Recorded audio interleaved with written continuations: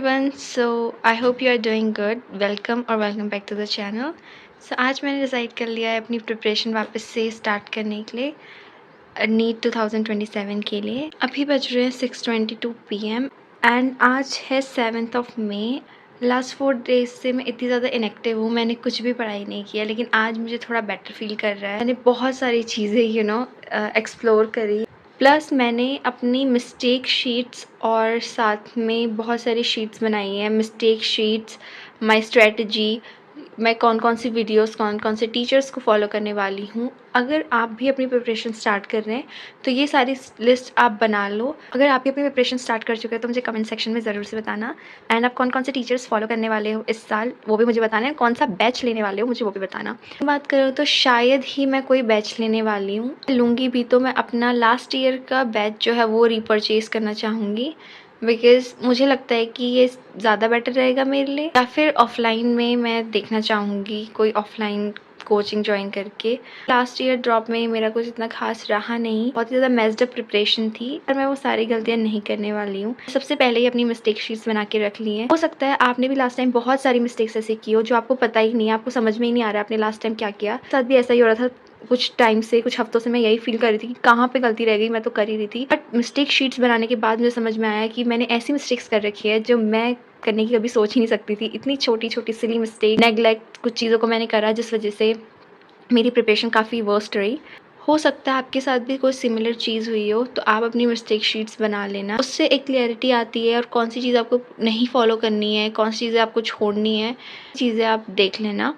एक और चीज़ दिखाना चाहती हूँ। Stationery is literally therapy for me. So मैंने कुछ स्टेशनरी का सामान मंगाया था ऑनलाइन एंड उनमें से काफ़ी कम चीज़ें अभी आई हैं। इसलिए मैंने डायरीज़ वगैरह ही मंगाई थी क्योंकि मैंने सोचा था कि इस साल मैं जर्नल लिखना स्टार्ट करूँगी। जो भी मेरी डे ड्रीमिंग की प्रॉब्लम है या फिर जो डूम स्क्रॉलिंग मैं करती हूँ एक्स्ट्रा फ़ोन में, सारी चीज़ों को स्टॉप करने के लिए आई थिंक कि मुझे जर्नल लिखना चाहिए। एंड ये इतने ज़्यादा थेरेपेटिक होते हैं ना डायरी लिखना। मैंने कुछ लास्ट मंथ से, जब मुझे बहुत ज़्यादा ही ओवर थिंकिंग होती थी, तो मैंने डायरी लिखना स्टार्ट किया एंड ट्रस्ट मी ये इतना ज़्यादा थेरेपेटिक है ना, तो इसलिए मैंने डायरीज़ ऑर्डर की थी। ये मैंने लास्ट टाइम डायरी ऑर्डर की थी for my mother, but mummy ने यूज़ नहीं की। सो यहाँ पे मैंने एक पोएम लिखी थी एंड ये कुछ मैंने नोट्स बनाए थे में and these were very helpful for me.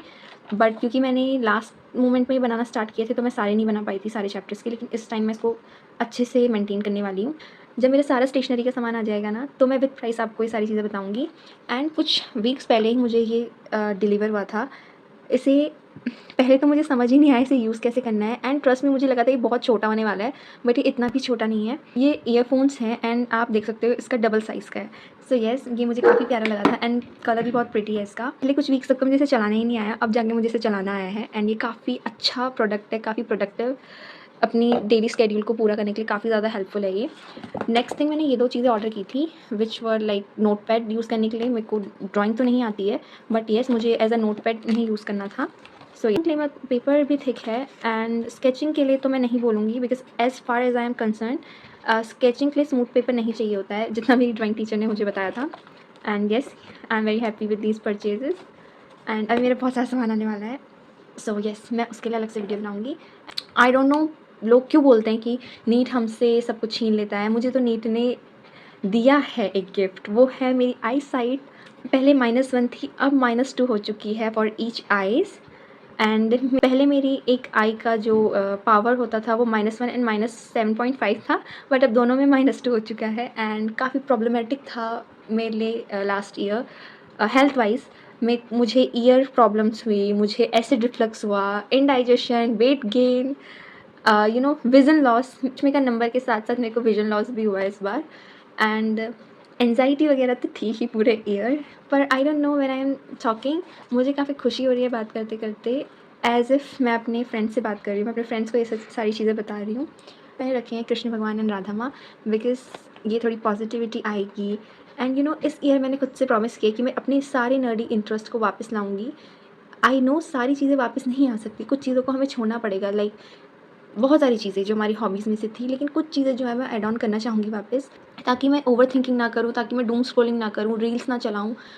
बाकी और चीज़ तो मैं नहीं चलाती सोशल्स कोई दूसरे, बट मैं यूट्यूब में रील्स बहुत ज़्यादा स्क्रॉल कर लेती हूँ। कभी कभी टीचर्स की बहुत सारी रील्स आ जाती हैं। सो अब मैं वो सारी चीज़ें भी पूरी तरह से अवॉइड करूँगी। अपनी कम्युनिकेशन स्किल्स पे वर्क करूँगी, चीज़ें मुझे लर्न करनी है, ऐसा मैं अपनी प्रिपरेशन भी करूँगी। और जो हमारे डेली वर्क होते हैं, डेली रूटीन होता है, वो तक मुझे ऐसा लगता था कि उसमें मैं अपना टाइम वेस्ट तो नहीं कर रही पढ़ाई के वक्त। तो मुझे ये डर भी निकालना है अपने अंदर से।